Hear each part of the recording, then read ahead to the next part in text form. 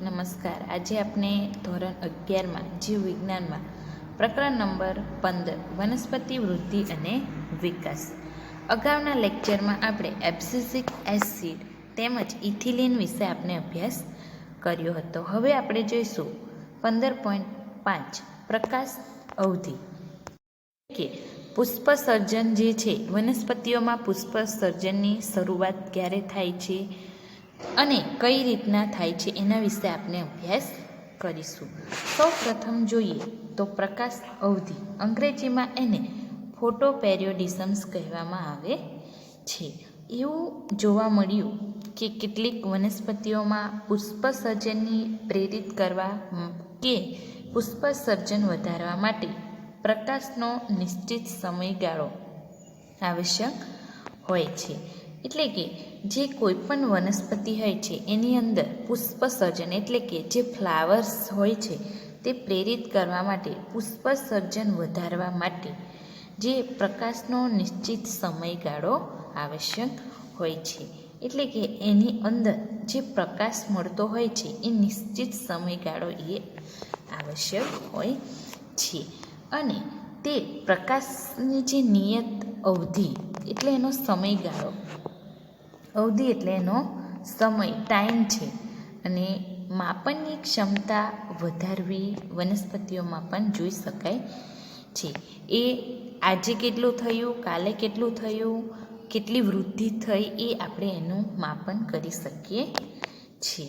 અને ઉદાહરણ તરીકે કેટલીક વનસ્પતિઓને પુષ્પસર્જન માટે સક્રાંતિ અવધિથી વધારે કે નિયત પ્રકાશ અવધિની વધારે પ્રકાશની જરૂર હોય છે. એટલે કે વનસ્પતિઓમાં જે પુષ્પસર્જન થાય છે તો તેને તે સમયે વધારે કે નિયત એને પ્રકાશની જરૂર પડે છે. એટલે કે પ્રકાશ અવધિની વધારે પ્રકાશની જરૂર હોય છે.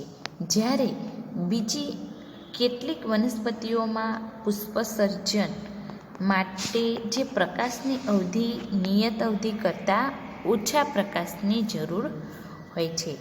અમુક ટાઈમે શું થઈ શકે કે બીજી કેટલીક નાની વનસ્પતિઓ હોય છે તો પુષ્પસર્જન માટે પ્રકાશની નિયત અવધિ કરતાં ઓછા પ્રકાશની જરૂર હોય છે.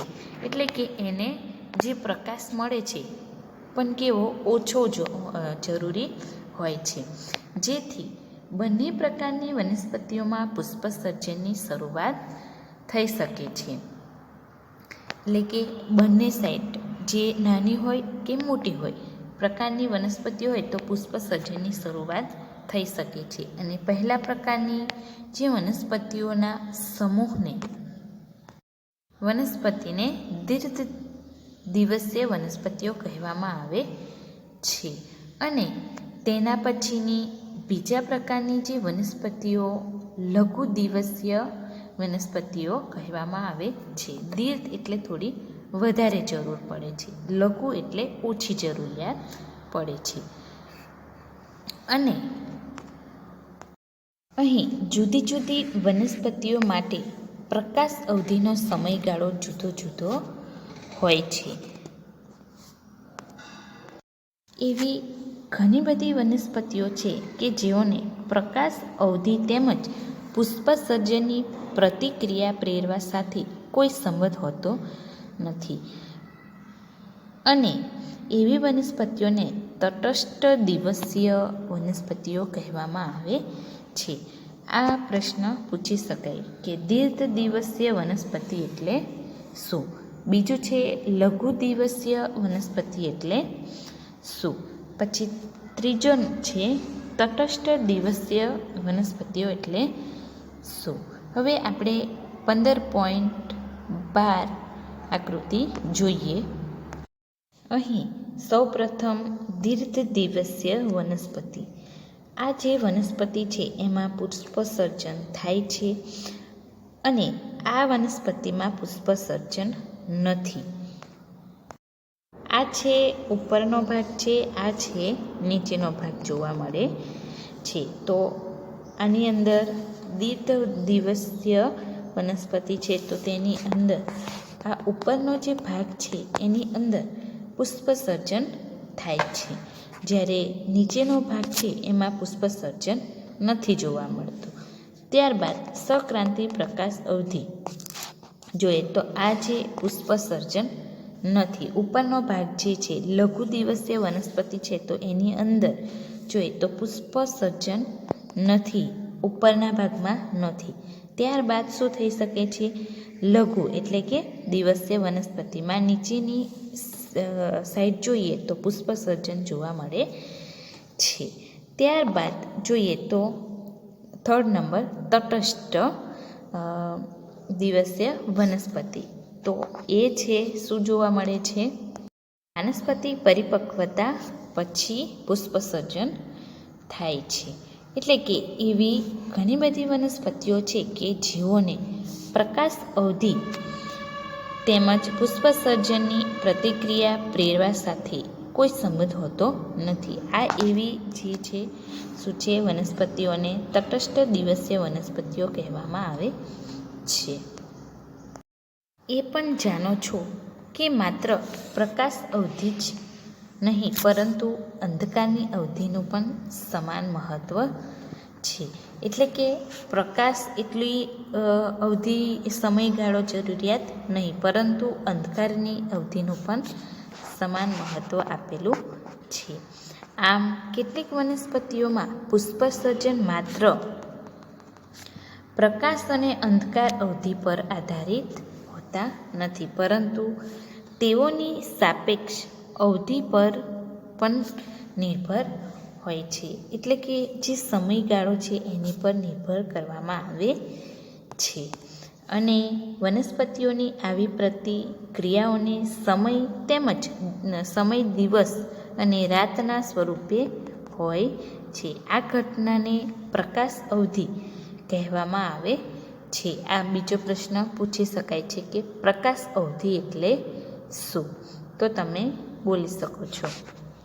તે પણ એક વધારે રસપ્રદ બાબત છે કે પ્રરોહની અગ્રકલિકા એટલે કે જે પ્રરોહ હોય છે તેની આગળની જે કલિકા અગ્રકલિકા અને પુષ્પસર્જન પહેલાં પુષ્પસર્જન અગ્રકલિકામાં ફેરવાય છે. પહેલાં પ્રરોહની અગ્રકલિકા ત્યારબાદ પુષ્પસર્જન પહેલાં શું થઈ શકે છે? પુષ્પસર્જન અગ્રકલિકામાં ફેરવવામાં આવે છે.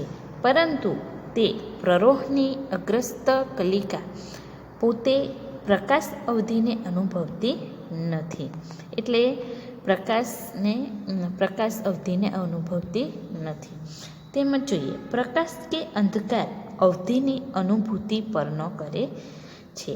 પ્રકાશ તેમજ એનો અંધકાર એ સમયગાળો અવધિને શું કરી શકે? અનુભવે છે. દાખલા તરીકે આપણે જોઈએ સવારનો ટાઈમ છે તો થોડો પ્રકાશ જોવા મળે છે, બપોરે જોવા મળે છે વધારે પ્રકાશ, ત્યારબાદ રાત્રિના સમયગાળા દરમિયાન અંધકાર જોવા મળે છે. એ છે સમય શું કરી શકે છે? પ્રકાશ કે અંધકાર અવધિની અનુભૂતિ પરનો કરે છે. ત્યારબાદ જોઈએ અડધી તક એ છે કે અંતઃસ્ત્રાવ એટલે કે ફ્લોરિંજન પુષ્પસર્જન માટે જવાબદાર હોય છે. આ પ્રશ્ન પણ ખાલી જગ્યામાં પૂછી શકે છે. તો અધિતક એ છે કે અંતઃસ્ત્રાવ પુષ્પસર્જન માટે જવાબદાર હોય છે. અંતઃસ્ત્રાવ ફ્લોરિજન જે પુષ્પસર્જન પ્રેરવા માટે પર્ણોમાંથી પ્રરોહની જે કલિકાઓ તરફ સ્થાનાંતરિત થાય છે. શું કરી શકે છે? અંતઃસ્ત્રાવો પુષ્પસર્જન જે ફ્લાવર હોય છે પ્રેરવા માટે જે પર્ણો હોય છે પાંદડાઓમાંથી પ્રરોહની કલિકાઓ જે અલગ અલગ કલિકાઓ જોવા મળે છે કલિકા તરફ સ્થાનાંતરિત થાય છે એવું ત્યારે જ બને છે જ્યારે વનસ્પતિઓને આવશ્યક પ્રેરિત પ્રકાશ અવધિ કાળ પ્રાપ્ત હોય ત્યારે.